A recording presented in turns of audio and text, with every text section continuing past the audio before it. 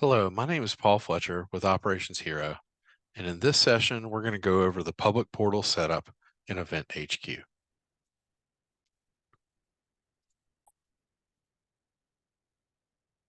In this session, we're going to do a little bit of review, and then we'll get to the public portal setup.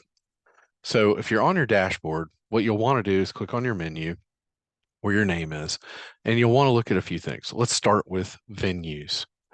So at this point, you should already have locations set up and child locations, which are your rooms, and then you're going to want to add those as spaces. So let's check out one of our venues here.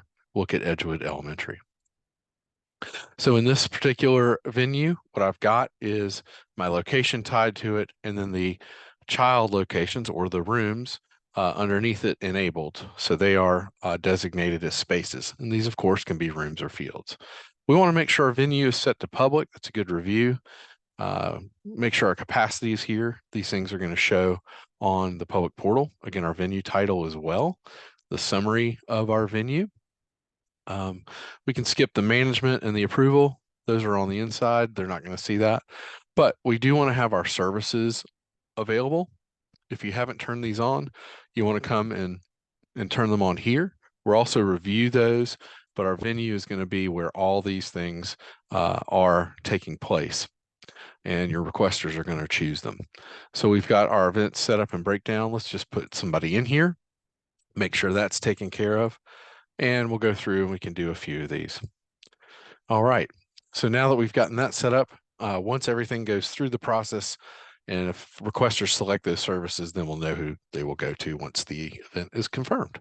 All right, so the next thing we want to do is look at our equipment. So we've got just a few equipment items here. We want to make sure our mins and maxes are set. Again, that's what our requesters are going to choose. So make sure you turn all the things on that you want for your venue. And we're going to also review where we set those up as well. And then finally, we've got our venue hours here. So we just want to make sure that those are turned on for our public portal. These are for the public events coming in from that. Your internal requesters can override this, so they could use the schools at any time. However, you can toggle that off if you want. And then finally, you just want to make sure your images are uploaded and ready to go. All right, we'll submit and save our changes here. The next thing we want to do is just kind of backtrack a little bit. So if you didn't have your services set up, you can create them here. Very easy to do. Let's just go with one so we can review it. Again, our event setup and breakdown. We've got it tied to a workflow and maintenance, and we've got a category as well. If you have something that you do every time, you can add a task book for that. Otherwise, you can skip this section.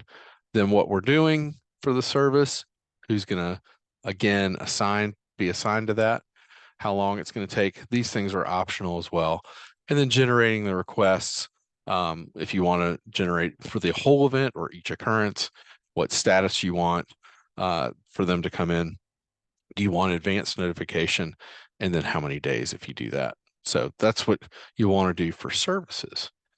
Then equipment, again, we had those equipment items on the venue. So you'll just want to create them here. So let's just look at something that's common, like our chairs. We'll just want to name it, have a description for those, have our minimum that are rentable, our maximum, and then hit save. And so we'll just continue to add those equipment items. Again, if you didn't have them, then you can go back to your venue and add those later. All right. Finally, our rate groups. We want to make sure if we are invoicing, this will be turned on. You'll want to have rate groups in place. If obviously your external groups are not going to be internal, but you can have your naming convention for how you want. Mine is Class B and Class C. It, of course, can be 1, 2, and 3, whatever you want. One of these will be your default rate groups. If you're not invoicing, then this will be turned off. You won't see it. You won't have a rate sheet as well. So if you're not invoicing, you can certainly skip this step. All right, so let's tie this all together.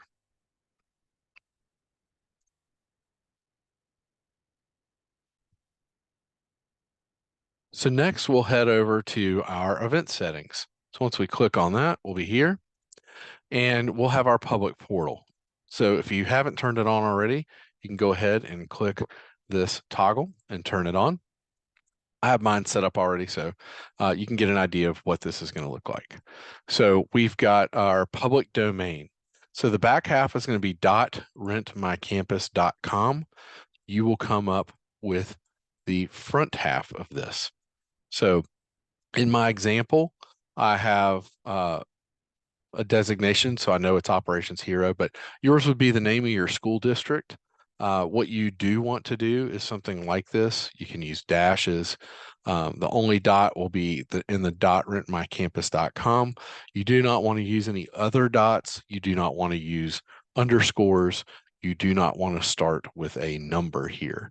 So you would want to use something like this to set up your public domain for the public portal. So I would go with whatever your school is and the or district, and then .rentmycampus.com. You can put in the number of months in advance that people can put things in, how far out, the contact email for whoever's going to be processing these event requests, and of course be your point person for the public portal. That will be on display on the public portal website. And then also the contact phone. So you'll want to set that up. And then just as we talked about before, our default rate group. So you'll want to select that here if you are invoicing. Then our last two things here, we have our public portal intro. You'll want to write a short couple sentences here to just introduce your outside or external requesters to the public portal. And then your terms here. You'll want to copy those in. They're going to lose their format, but you'll want to just go ahead and have this in. When the requesters get to the end of the request process, they will have to check a box that they have read your terms and they agree to them. And finally, we'll click on Upload Attachments. And here you'll want to upload any attachments you want your external requesters and public portal users to access. So it could be your terms in full. It can be your overall usage policy, of course, things like your anti-bullying policy, your rate sheets. So we'll just click on Upload here. We'll choose our attachment. It could be a PDF, Word document, or something like a JPEG if you have a picture. We'll go ahead and open that, and you'll see it'll pop up here. And then we'll go ahead and save our portal settings. You'll see that a green toast notification will be there. So that's our big process here for getting your public portal set up. And we're just going to hop over real quick and show you what the finished portal will look like.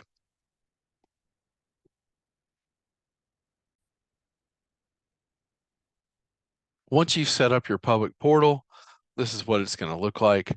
Of course, it'll be the front line of that will be the name of your district.rentmycampus.com.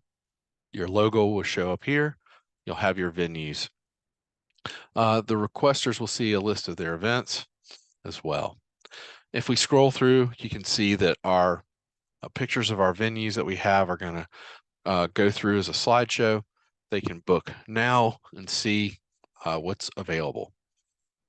Down here is our short intro statement, and then the documents that we have uploaded are here as well, and then our contact information for our team or individual that will be our public portal point person or contact.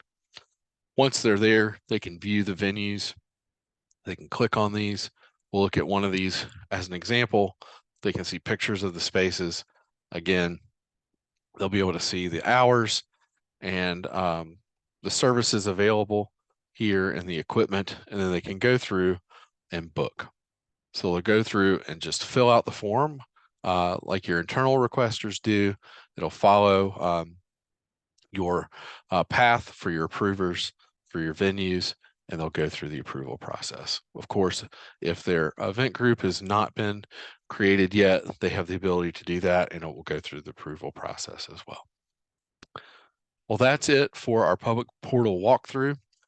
So hopefully you'll find this easy to set up, and please let us know if you have any questions.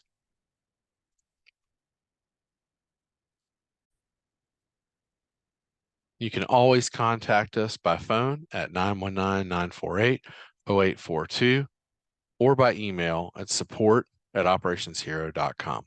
Thank you very much and have a great day.